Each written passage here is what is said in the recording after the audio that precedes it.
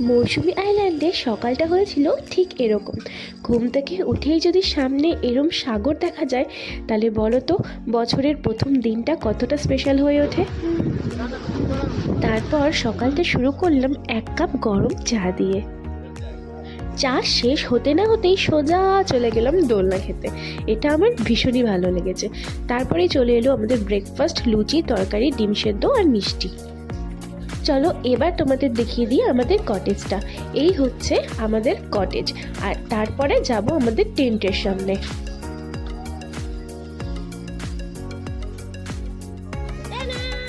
এটা আমাদের সুন্দর কিউট টেন্ট। আর দেখতে না দেখতেই চলে এলো আমাদের মিষ্টির দই। Thank you so much for watching. Tata bye by.